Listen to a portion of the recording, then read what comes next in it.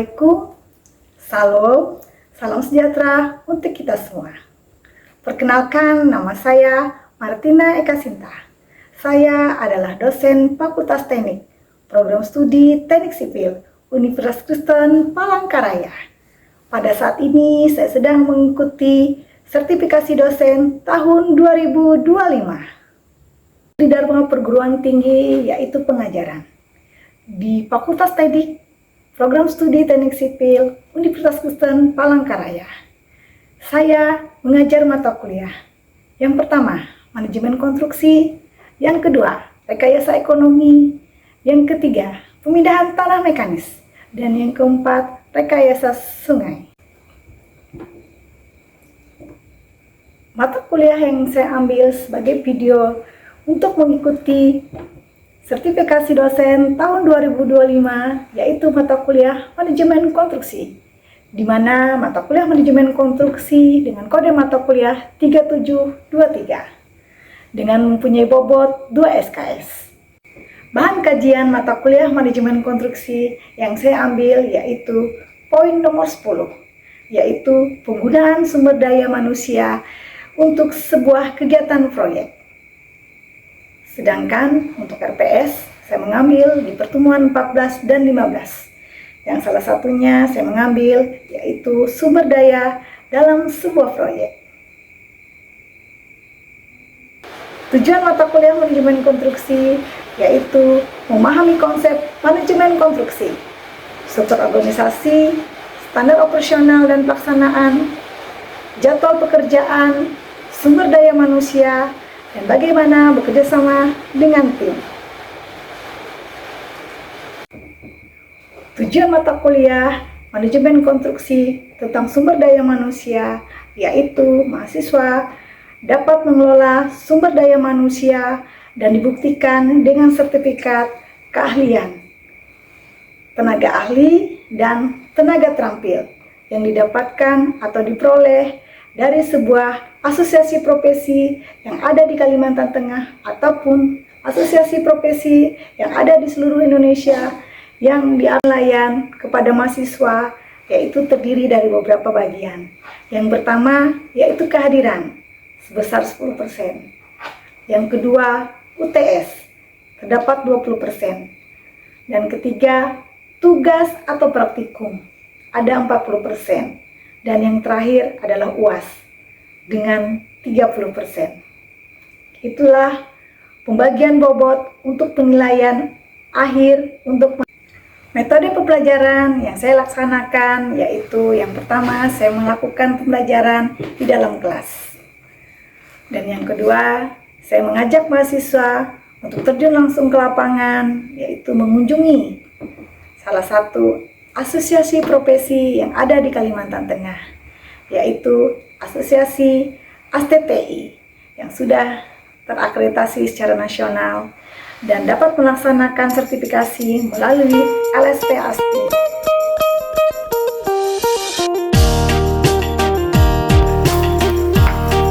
Halo, selamat pagi semuanya. Pagi. Pada pagi hari ini bertemu kembali dengan saya Martina Eka Sinta, di mana untuk mata kuliah apa? Manajemen konstruksi. Manajemen konstruksi. Ya. Seperti biasa. Selamat pagi semuanya. Pagi. Tepuk tangan untuk kita semuanya. Baik, hari ini kita masuk mata kuliah manajemen konstruksi. Ya, manajemen konstruksi. Pada pagi hari ini kita akan sama-sama mata kuliah di mana ini terdapat di RPS di pertemuan 14. Baik, sebelum kita mulai perkuliahan, kita buka absen dulu ya.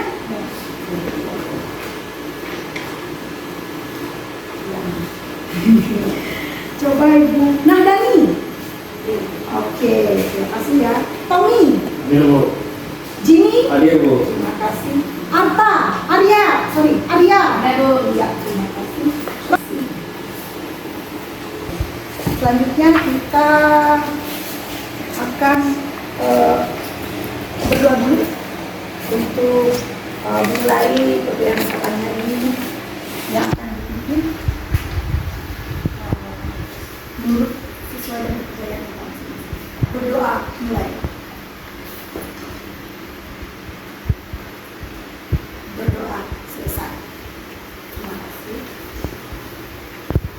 Hari ini kita akan belajar tentang mata kuliah manajemen konstruksi. Manajemen konstruksi sebelum kita memasuki hari ini tentang sumber daya manusia atau sumber daya yang akan kita kelola. Sekarang kalian bisa bantu Ibu apa yang dimaksud dengan manajemen konstruksi? Ya, Ibu. Oh iya, silakan Mbak Dani, silakan. Ya, Mbak Dani, apa yang disebut manajemen konstruksi? Silakan. Manajemen konstruksi adalah ilmu yang mempelajari bagaimana mengelola sumber daya yang terlibat di sebuah proyek secara tepat sesuai rencana. Baik, terima kasih. Tepuk tangan dong untuk Mbak Dani. Terima kasih. Sekarang Ibu akan simpulkan apa yang dimaksud dengan manajemen konstruksi.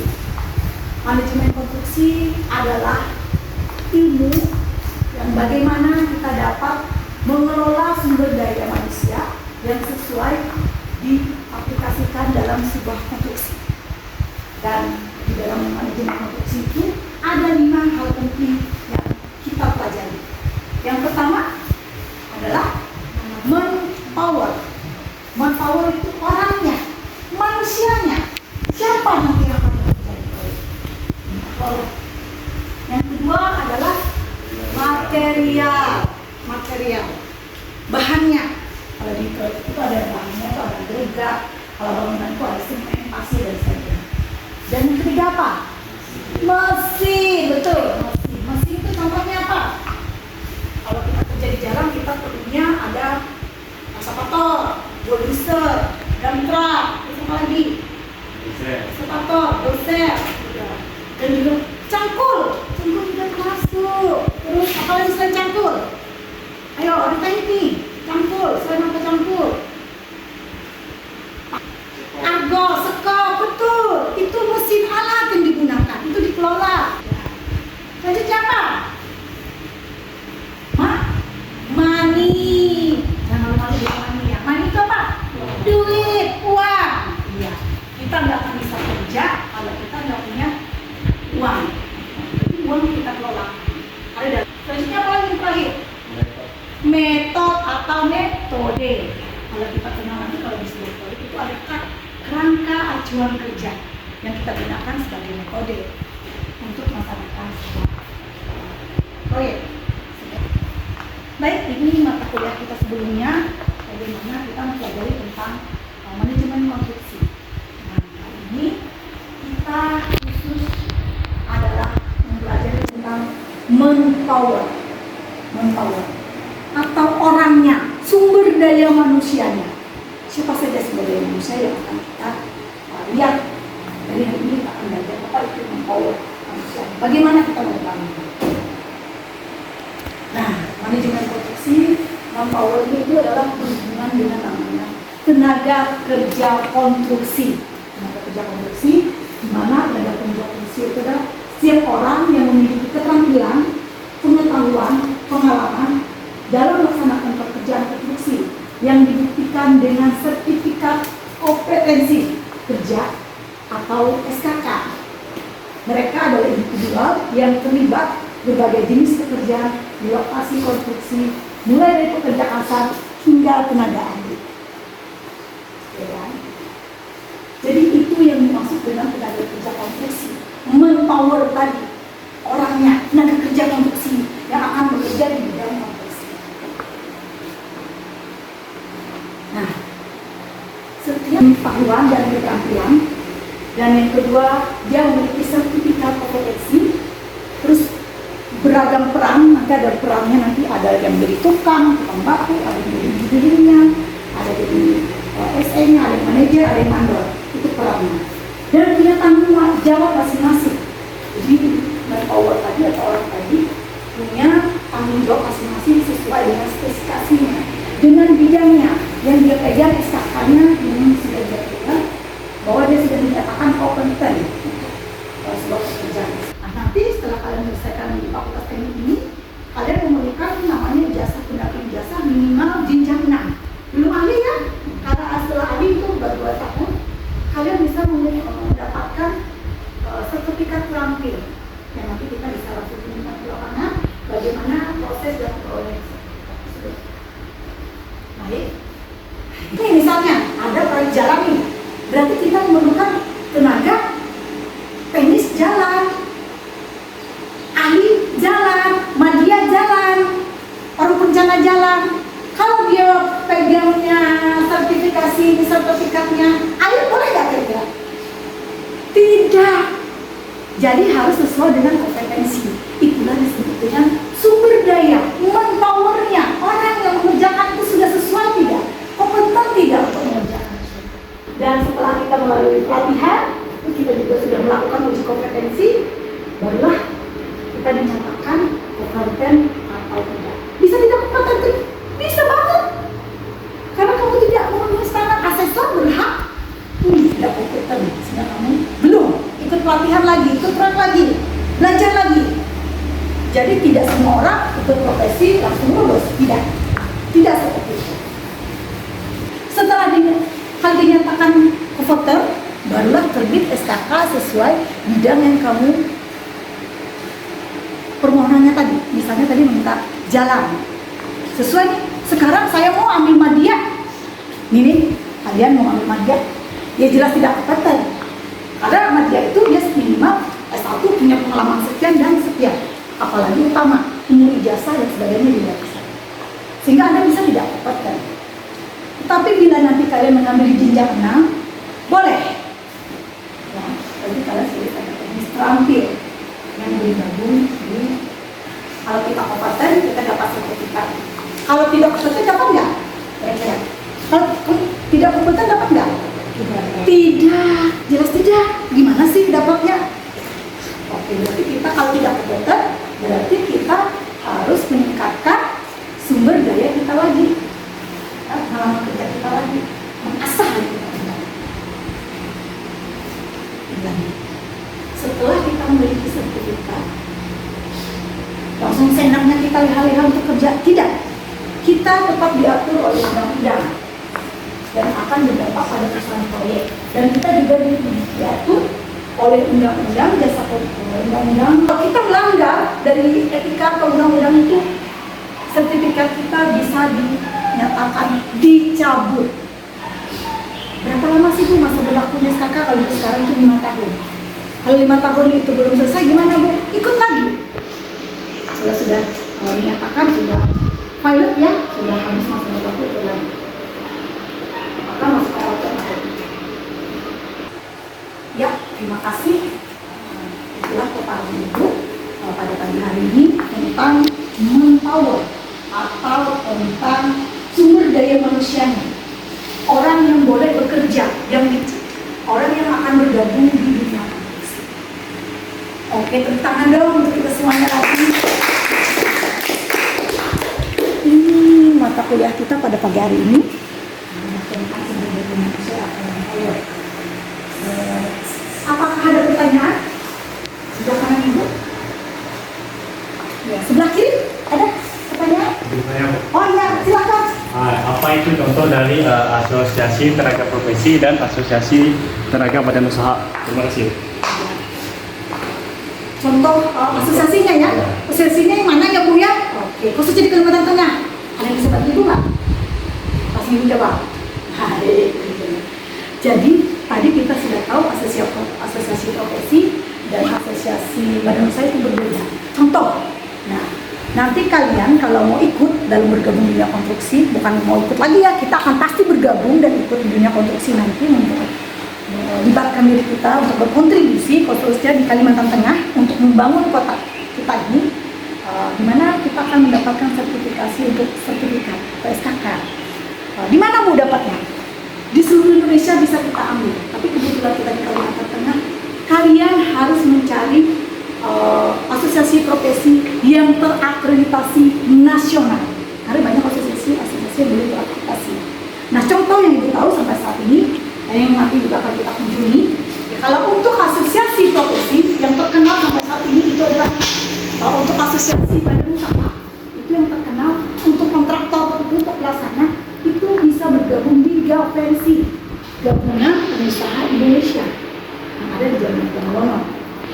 Kalau di Kalimantan Tengah ya. Kalau untuk badan usaha konsultannya Bu, rencana dan pengawas di mana Bu? Itu ya pertanyaannya. Nah, itu di Inkindo, kalau di Jalan Tengah di Palangkaraya, Ikatan Konsultan Indonesia. Kamu memenuhi syarat dulu, baru nanti bisa dinyatakan lulus apa enggak sih, layak apa tidak nih, proporsional untuk perusahaanmu, untuk CP sama PT. Nah, selanjutnya apa tadi? Profesi ya. Oke. Sertifikasi yang Ibu tahu di Palangkaraya jangan banyak, tapi yang Ibu tahu sertifikasi yang ada kalian bisa mendatangkan namanya ASTI atau Asosiasi Perdagangan Indonesia. ASTI itu asosiasinya dan dia punya lembaga LSP, tempat melaksanakan lembaga sertifikasinya ASTI. Jadi asosiasi ASTPI, LSP-nya ASTI. Jadi ASTI ini adalah tempat proses pelaksanaan tadi, ada pelatihan, terus ada uji kompetensi, dan di sana nanti kamu dinyatakan layak atau tidak, kompeten atau tidak, sesuai dengan jenjang yang kamu minta dan sesuai dengan apa yang nanti yang kebutuhan yang kamu maunya di bidang apa, misalnya jalan, jembatan dan sebagainya. Gitu ya? Bisa dipahami? Bisa. Tepuk tangan dong untuk temannya saya.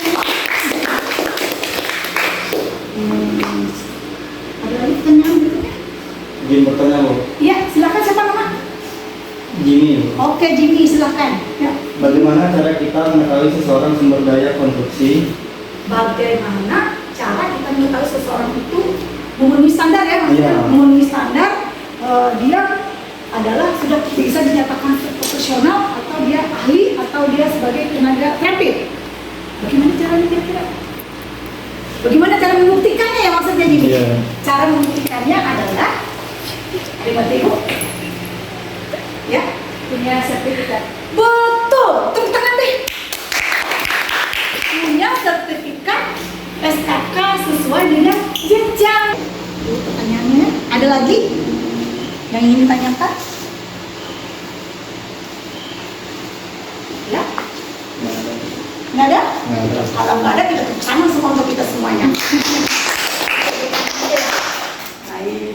Selanjutnya, sebelum menjalani mata kuliah kita pada pagi hari ini, kita akan mendengar kesimpulan dulu. Kesimpulan juga ya. Ibu akan mendengarkan kesimpulan dari teman-teman kalian.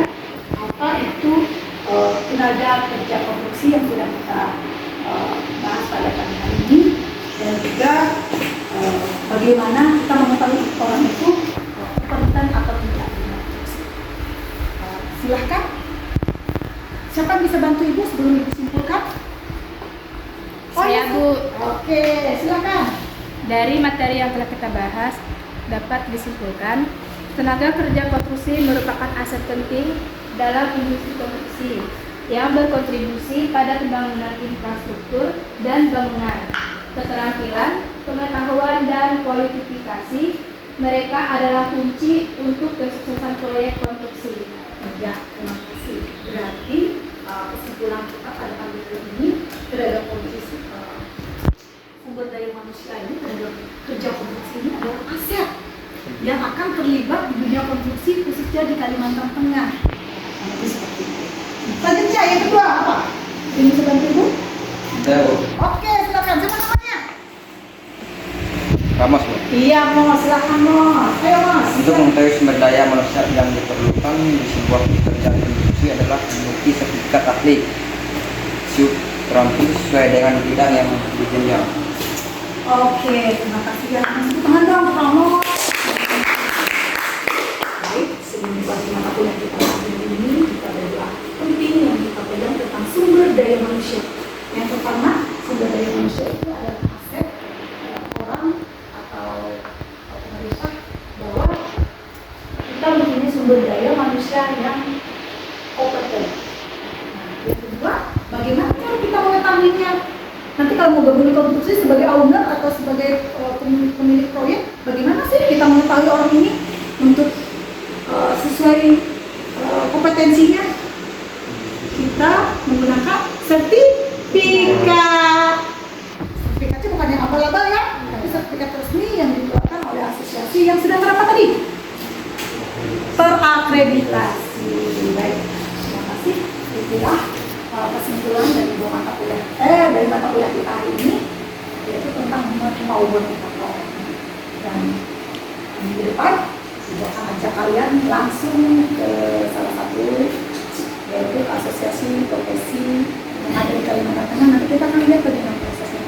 Selain juga kita akan belajar nanti bagaimana prosesnya di sana dan sampai kita mendapatkan sertifikat. Dan kalian akan ibu ajak di sana supaya nanti sudah punya sertifikat pendamping di jenjang 6.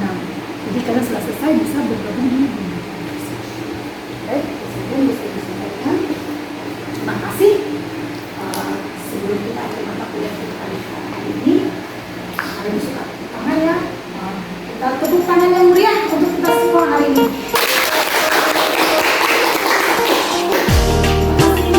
Yang sampai